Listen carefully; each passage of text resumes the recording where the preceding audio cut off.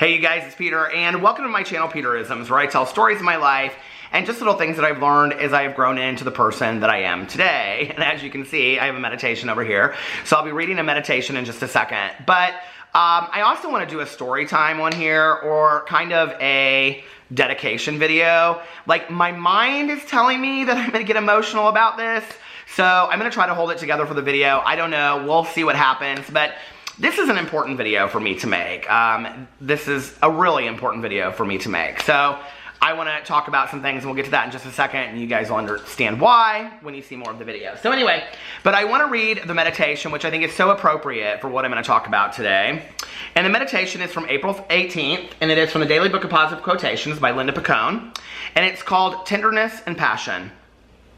Tenderness is greater proof of love than the most passionate of vows. Marlene Dietrich. We watch a lot of movies in which love is shown by big gestures, the perfect words, intense passion. Why aren't our own love lives like this? Tenderness doesn't translate all that well to the big screen. Too subtle, too private, not enough dramatic tension. But we don't live in the movies. We live in the real world, where someone who can always tell when we really need a hug is a better partner than someone who swings down from the ceiling to literally sweep us off our feet.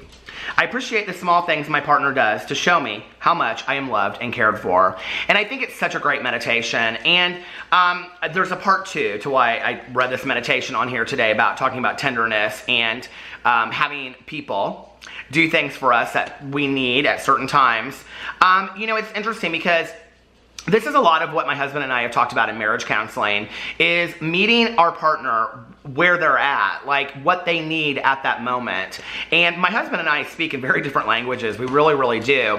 And so often in the past, when one of us has been going through something, you know, we think that we know what they need, you know, like we're both very much problem solvers. So if one of us brings home a problem, the other one wants to like solve the problem for them, right? When sometimes what we both want is just to be heard, or just to be listened to, and just to sit down there, you know, and sit on the couch and, you know, just listen, actively listen, and, you know, give each other a hug, or, you know, tell each other it's going to be okay, or we're going to work through this together, you know, to hear those words of validation of working together. Sometimes those are so much more important, those tender moments of really realizing, hey, we're in this together, than it is, you know, trying to fix the problem for somebody else. I'm not somebody that loves somebody else trying to fix my problems for me. But I am somebody that likes to vent and get things out. That's really important to me. It always has been. And I think it's just a need to be heard. And my husband is somebody that fixes a lot of his problems on his own too. But what he's realized over time from us going to counseling is that he wants to be heard as well. And so, you know, now at the end of each day, we sit down and we check in with each other, and we kind of ask each other what went on that day. And, you know, like you did when you were like growing up in school, you know, you come home. But today we sit down and we ask each other, like, hey, how was your day? You know, oh, it was fine. No, like, what was something today that happened that was really good? Or what was something today that happened that really, like, pissed you off, you know? And that way, number one, we're really listening to the other person, but number two, we're really involved in each other's lives, not just like, come home, go to bed. You know what I mean? And I think that's important, to be asking each other those questions. But when I think about tenderness, outside of my husband, outside of my best friend, outside of my other friends that I have, you know, my sponsor, when I think about tenderness, or somebody listening to me, or somebody giving me what I need, there are the people in my life, but there are also my dogs. And, you know, I talk about my dogs so much in all of my videos. They're in pictures that I post. They're in my videos. They're in my vlogs from time to time. Boo Radley is sitting right here watching me. Pee-Pee is sitting to my left. Tucker is running laps around because that's what he always does. And, you know, I just cannot imagine my life without my dogs. And I've talked about this often on my vlog. You can hear my voice getting kind of shaky. I don't really have a problem getting older, I don't think. I don't. There are lots of aspects of getting older that I really, really like, you know? I think it's easier when you're older to admit your faults and realize that we're all just screw-ups, you know, trying to get better, trying to get by. I think that once you've had a lot of life experience, you realize that there's just tons more life experience. I think things that were so important to us when we were younger maybe are not as important to us as we are older. I think sometimes those things that needed to be important all along become more important as we get older, because we realize that some of those things aren't going to be around forever, you know? I definitely took relationships in my life for granted, like my mother, like my aunt and my uncle. I loved them. I spent a lot of time with them. They meant a lot to me. But I definitely took them for granted, those moments that I had them. And I don't want to do that with my dogs. So I want to talk about little Pee-Pee today. This is Pee-Pee. Duncan is his real name. And are you yawning, buddy? Are you ready for a nap? He said, I am ready for a nap. Today is Pee-Pee's 13th birthday. And Pee-Pee was a gift that Alex's ex gave to him. And, you know, it's interesting because whenever we do Q&As, we always get questions about Pee-Pee, and we always get questions about Alex's ex giving him to Pee-Pee. And I just actually found out recently, I knew that his ex got Pee-Pee on a farm, but I didn't know that Alex's ex got Pee-Pee from like an Amish farm. And if you know, like, I always make up stories about like the dogs and their lives and stuff like that.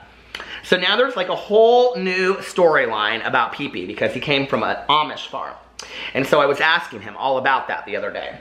But, you know, I think sometimes, like, there's this misconception that we can't be copacetic or cool with people's exes. And I can tell you, like, my husband has absolutely no issues with my ex and gets along with him fine.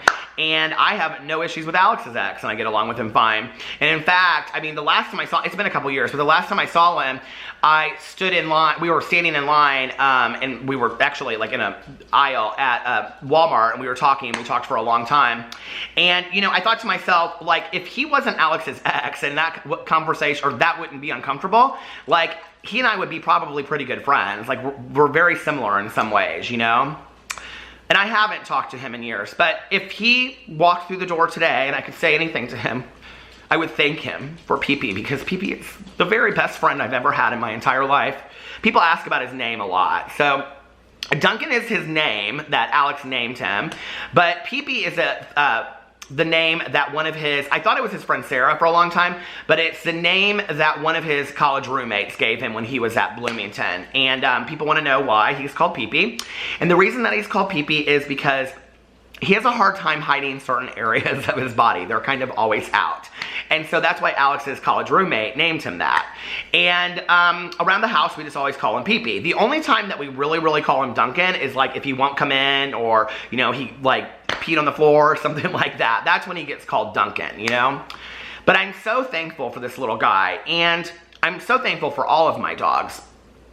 But Pee-Pee's personality, as Tucker stands right down here and looks at me, you want to be on the video today?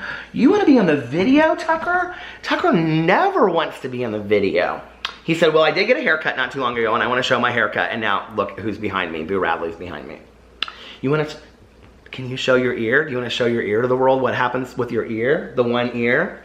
When we got Tucker, he had a little mohawk. His hair would do that. And his ear stood up like this. And now only one ear does it. Why does only one ear do that? He says, Dad, I don't know. Are you having a good day? He said, we're having a birthday party for Pee-Pee later. And where's Boo Radley? Oh, there's Boo Radley right there. Always there. You know, I love all of my dogs differently. And it's interesting because I don't have any children. We've chosen not to have children.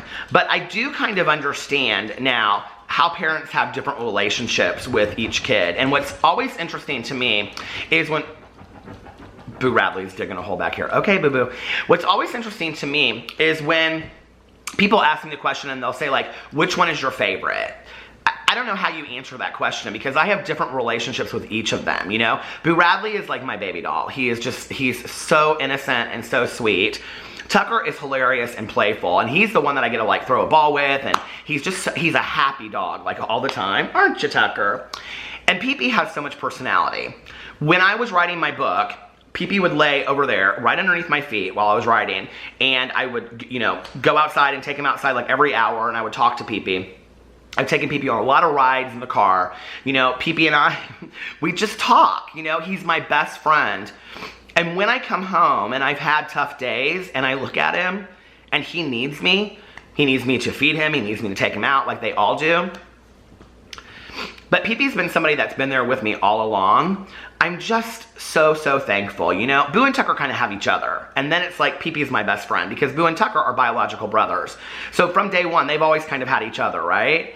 But Pee-Pee is my best friend. He's the best friend that I never knew I needed, and he's the best friend that I never knew that I would get, honestly. And, you know, I'm just so thankful. A year and a half ago, Pee-Pee was diagnosed with heart disease, and I can tell you that when I found out about it, I said to the doctor, I started bawling my eyes out. And I said at the time, you know, he was, so he would have been like, I don't know, 11 at the time. And I said, how long are you giving him? And she looked at me and she said, I would like to see him make it to 13 and a half. And I said, and I started crying like that. I started losing it. And I said, I'm sorry, you know, whatever. And she goes, Peter, she's like, you're an adult. We know that dogs are not going to live forever. And I said, I know. I said, you could have told me that he was going to live to be 40, and I would have reacted this way, you know? He's now 13. Alex and I have had a lot of discussions about the fact that this might be his last birthday, which is why we're going to try to make it really special tonight. Not that he really probably knows. We know that. But, you know, it's hard. And it's hard when you see your dogs getting older, see your children getting older, see the people around you getting older. And through these dogs, I think, you know, one of the things I've really learned is, you know, how to be a better person. I've learned how to be a better version of myself on a daily basis through the relationships with my dogs. My mother's funeral, one of our favorite movies together was My Dog Skip. And at the very end of the movie, if you've never seen it, it's a true story, he's talking about his relationship with Skip. And he says something about, like, he says, I was an only